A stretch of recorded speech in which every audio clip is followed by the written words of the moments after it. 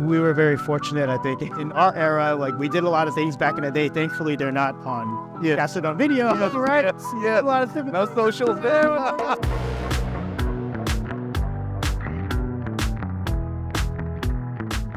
Hey Jun, welcome to our What's Your Story series where we get our friends to share about their love for cars and how the journey began. Well, my name's Jun Imai. I'm the founder and chief creative of Kaido House, which is, it's kind of a lot of things. It's primarily automotive lifestyle platform that's actually focused around collectible die-cast cars. I actually got my start in just formal education-wise is actually in automotive design. But when I graduated college, I went to design school in California. Came to a crossroads between going down the route of automotive design or actually going into design toys. So for me, as you may know, I have a love for cars and toys, right? So to actually go down the route of toy design, specifically Hot Wheels, just sounded like a really fun opportunity. So I actually did that for almost 15 years. I left the company in 2018 as director of design there. Went to a couple of tech startups after that. So I actually dabbled in AI and EV technologies before actually formalizing my brand Kaido House in 2021. We've been doing that since then. And we've been designing cars big and small and collecting cars big and small as well. Awesome. Yeah. Let's get into a little bit about your stint at Hot Wheels. How was it for you as a designer? You know, it's interesting because for Hot Wheels, it's still car design, right? Even though they're a die-cast car. Yeah. And it was never about replication. Okay. There's a lot of creative ingenuity that needs to happen to make the cars look as good as they do. And I think that's where the difference is in a product like that, because I was able to be the car designer, but I was also able to be very imaginative. Yeah. And I didn't have the restrictions of the car design, right? My restrictions were, would it go through the loop? Or would it go through like the dinosaur set? Or will a 3-year-old, will it hold up to a 3-year-old? Yeah, right? You like pull the car, playing with it. Is it going to last the life of that child's play? So some very interesting challenges, very different from obviously the automotive world, but I was able to kind of pick and choose the elements that I liked about automotive design and bring them into diecast. Awesome. Let's unpack a little bit about your journey from Hot Wheels as a designer there and all the way to your journey at Kaido House. And for enthusiasts like us, we understand how unique your creations are, how detailed they are, how customized they are, right? But for a lot of the more general fans that we have, could you sort of tell us a little bit, unpack a little bit about what differs between a set of Hot Wheels diecasts and how different is that from what you have created in Kaido? That's a really good question. And I think to the, let's say to the non-collector, they might appear very similar once you get them in hand. But the thing about the difference with Kaido House diecast is it is ultra car culture centric. Okay. And it's developed for the automotive enthusiast and the very dedicated diecast collector. So for example, a Hot Wheels diecast car, more catered to children, right? Kids grading, so it needs to pass drop tests and all kinds of those. The standards is the safety standards, whereas like for us, our focus is the detail, the stance, the realism, and also a little bit of the fantasy that we have as car enthusiasts, where, some of the things that we think about or we want to do may not be readily possible in real life, but then in the diecast world, anything goes. And that's the key where I can really bring these kind of like far out concepts to life in diecast. If we were to look into bringing to life these concepts of yours, what inspires your concepts on each of these cars? Not just the limited editions, but most of your range, they're very custom. Custom is a great word because one of actually my favorite things to do is to customize diecast bottles, right?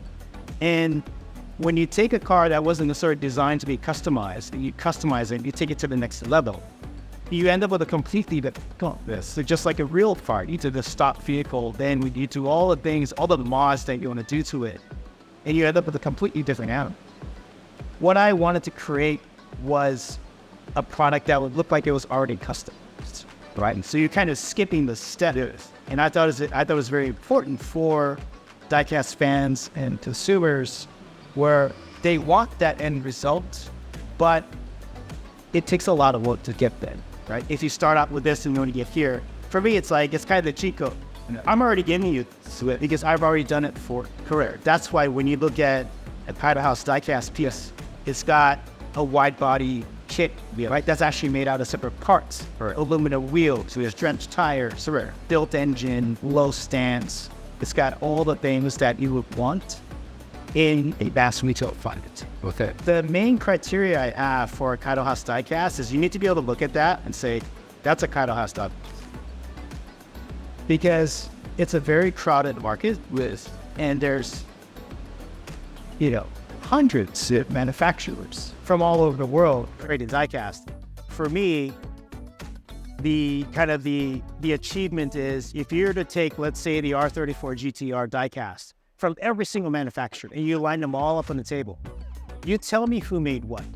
Okay. It's gonna be very difficult, but you'll know which one the Kaido House one is right away just by looking at it, because it's been through our artistic process of making it unique and giving the customer something very different and unique. Okay. A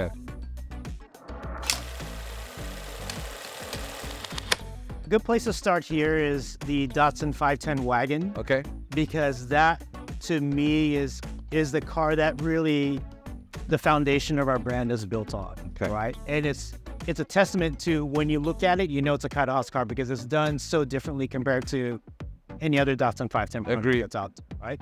So we've had that built by Grady Performance Products in Irvine, California. They built a K24DE engine for it, all custom, all one-off parts. We have one of the greatest achievements of that car actually is we have an independent rear suspension. Okay. So actually the floor plan of an IRS 510 grafted into a wagon, which comes with a straight axle. So we got the nice camber, so we love the tires tucked in there. So that's one of our greatest projects. We also have a Datsun 260Z that has a combination of a Pandem body kit and also our very own Kaido House design body kit. That's all 3D printed. It's actually currently in development. We'll finish that this year. Wow. We have a KPG C10 Hakosuka. That's full normal body. Okay. Not been flared. Okay. So it's got the OG. Yes, it's got the OG, but it's interesting because it's got full race suspension on it. Okay. So if you look under the hood into the suspension, you realize this is not a stock vehicle, right? It looks like it. To kind of go along with that, we also have the Ken Mary, also full normal body. We picked that up just this past year. We have two R34 GTRs. We have a WAC Series 1 V-Spec that's actually on its way to the US now. So I've been driving that car in Japan for the past 2 years. Yeah. I'll be joining the garage. We have a silver R34 GTR that we actually keep in Japan. So that's in our Japan garage, in our Tokyo garage. We have an S13 Sylvia. So that's the coupe version with a built SR20 engine, full race cage, full drift suspension. We actually have kind of one of our athletes, Dai Yoshihara, who you may know, world champion driver. He was part of that project, and we put him in that car once in a while to have some fun. So that's been great. R33 GTR, Midnight Purple, Series 1. We have that one as well. FK8 Type R is been daily driver more or less. Yeah. There's some other cars here and there, but I think we're good here. We're good. Yeah, we're good.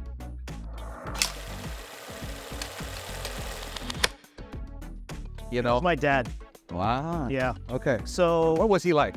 My dad was very passionate tinkerer of all things. When I think about the things that I'm interested in, for example, like the RC car hobby, real car hobby,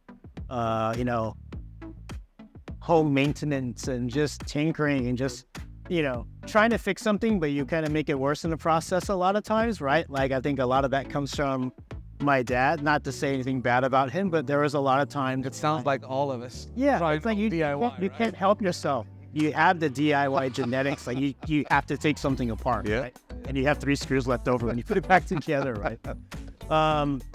So my dad, he was always, when I was growing up, he was always fixing his cars, modifying them. He had a Mark 1 GTI was one of his cars. He had the first generation Acura Integra. Okay. And he was putting like lowering springs. Sounds like a cool guy. It was a great, Yeah. it was awesome. I really miss him, but I feel like, I've got to kind of carry on that torch, and Well, based on your list of cars, you're doing him proud. I hope so. Yeah, definitely. Well, yeah, and like that all, it changes, right? Because as your tastes mature, or potentially your finances mature over time, and you're fortunate to achieve that dream car. And for me, my dream car from, like, let's say the 90s, right? Like, it's the 90s for me was a time where it's like, I had my license, I got my first car.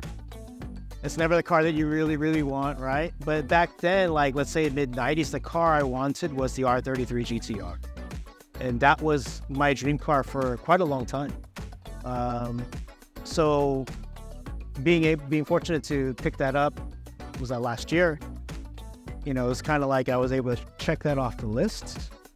But then once you do that, it's like, What's on the next? it gets ugly, right? Because then you level up. Yeah. You're like, well, this is my dream car, but if I really had the opportunity, I would want an R34 GT. Yes. And you end up with 2 of those. And it's kind of like, well, now what, right? But it's like, this is when, like, your better half, aka financial control, is like, you just Keep you in balance. You need to stop. Like, this is what, like, how many more cars do you need? But, for me, I think now at what I want to say, like, my age and kind of like my point in life, like, I would love to have GT3 RS, right? I mean, 992? yes. What color? Because we're going to go through some Kaido House touches here and there, right? It can never be stock. Yeah, it can never. Like, one of my favorite my 2 favorite colors in cars, purple and green. Okay. I see that. I think purple, models. Yeah. like, Yes. purple, like the purple GT3 RS. Okay. Or maybe like a deep metallic green. Okay. I mean, they look fantastic in any. They look. You just like, like the white with the green, or white with, I mean, you can't go wrong. Like, But I see your taste. but like, if I could, Yeah. it's a dream car, right? Yeah. So, your wife's gonna watch this, right? She's going to now. She's going to. Now that you said that, yeah. Oh, yeah. I'm sorry. Yeah. But an ultraviolet purple, with gold wheels perhaps, or with that metallic green, one of the oak green metallics. Yes. Yeah. Oak green metallic. That's a beautiful. I see you.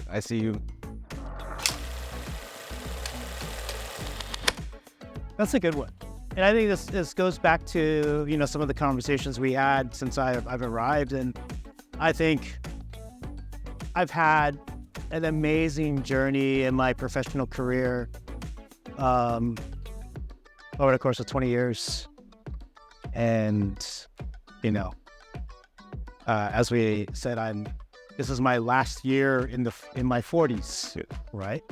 I think the important thing is to always enjoy what you're doing, right? And I think as I kind of look back to my career and I think about all the steps that I've taken, I feel like those steps have kind of like, they're strategic in a way, and they're also very random in a way, but somehow they all kind of connected and allowed me to get to where I am now, which is to run my own brand, be the creative of my own brand, be the boss of my own brand. And I'm very grateful for that. So for me, it's been a very enjoyable, rewarding journey. There's been many points of ups and downs, many times of anxiety and uncertainty, especially when I entered tech. Yeah. Like to go from a creative role in a very well-established legacy company to jump into AI technology startup. Yeah. Like, what a change, right? But it was one of those things where it's like, I had to do it because of the time. Yeah. Because it was the right time. It felt like it was the right time. And on top of that, with that said, it's like, I knew that like, this is the moment to do that. So I think time is like our greatest asset. We talked about this during lunch. This is kind of repeating our conversation earlier, but that's where I am now. Is to like always enjoy your time, make the most of your time. Yeah. But as we look now, it's like, like that's the greatest asset, and to always enjoy what you do, make the best of it, and treasure your time. Treasure the time. Yeah. The time is the number one thing. I think it's that one currency you can never get back. Yes. No matter how much you earn, no matter whatever you do, it disappears on its own time. Yeah. Because you have an amazing time and boom, before you know it, you're at this point, you're like, all right, like I've got to really kind of keep track of my time now, right? So, yeah.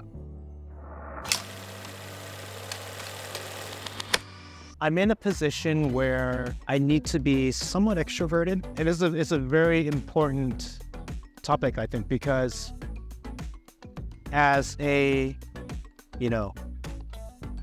founder and kind of the chief of the brand, you're the face of the company, as right? Face of the company, as a face to all of our fans, right?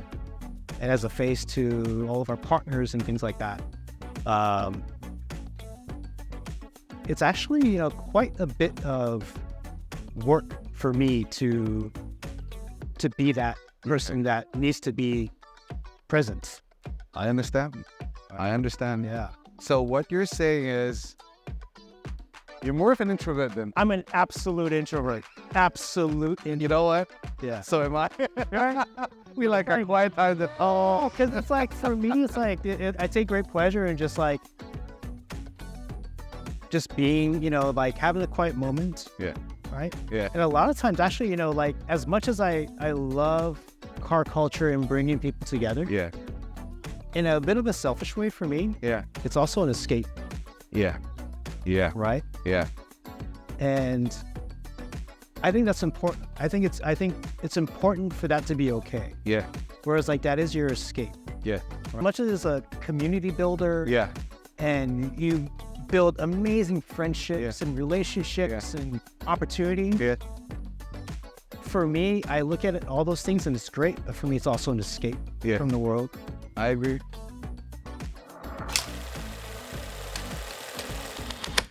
Funniest moments with my car. Yeah.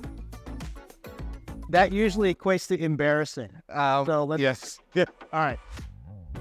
So I was driving my 260Z. Yeah. 260Z, and this was back when I first kind of built it. It didn't have proper suspension. Like I cut the coils. It was just, we did all the Those were the days that we were young. It wasn't that long ago, right? But it was like, like I cut the coils. It rode absolutely terrible. It was like a July day, roasting hot outside. 260Z, the way the fuel lines are configured in the engine bay. Oh. So the Z cars, they're notorious for having poor airflow in the engine bay. That car in particular had vapor lock problem. So when really hot, the fuel would be gone before it actually reached the carburetors. I was driving my car from Los Angeles, west side of Los Angeles, so near LAX, inland to a SEMA event. Mind you, this is like rush hour traffic in July. Like, even if it was like air conditioned, like modern car, like I wouldn't want to do, but I said, no, I'll drive this car. Sure. I was on the freeway in back-to-back traffic. And, full tank of gas. I feel the car. I'm like, no. Boy, what are you doing? I see the engine temps just completely pegged the needle to red, right? Because I was just sitting, no airflow, right? I didn't have electric fan on the car. Roasting hot day, probably well into 100 degrees Fahrenheit. Stuck on the freeway, far left lane, car just dies. Would not restart. Desperately trying to restart. No fuel going into the carburetors. And I managed to kill the battery as well because I was just sitting there cranking it the whole time. So I had to get out of my car. I had to push that car across 4 or 5 lanes of traffic. And I had to like coast it off the on-ramp, off the exit ramp, down the hill. By yourself. By myself. By yourself. By myself. Push the car, get the steering correct. Steering wheel, pushing this car. Thankfully, that car is not too heavy. Oh, yeah. And I just got it off the freeway. Like, thankfully, the exit was right there. So I just kind of, Okay. People kind of braked and they're like, oh, this poor guy. Like, Poor guy. maybe I should help him. Maybe you should. I didn't get any help. So it's like I was on my own, right? Coasted down. And thankfully, there is an auto parts store like a few blocks away. Left the car there. So I didn't have any tow services, none of that stuff, right? It was like, I don't need this. I can fix this car on the road. Didn't consider that it would ever do that, but it did. That was a learning lesson. Thankfully, I went to the store. They allowed me to borrow a battery jumper. Yeah. I got some starter. Yeah. And again, I just limped it all the way to the event. By the time I got there, it was dark. The event was winding down. Yeah. But that was quite embarrassing. But it was fun. It was, and I think when you have a classic car, you anticipate these things happening. Yes. But then you don't really expect it would happen. No. Let alone, You're never well prepared. Yeah. No matter how prepared you are, right? Yeah. It's the day that you don't bring, your battery jumper or, some spare tools. I had nothing on me.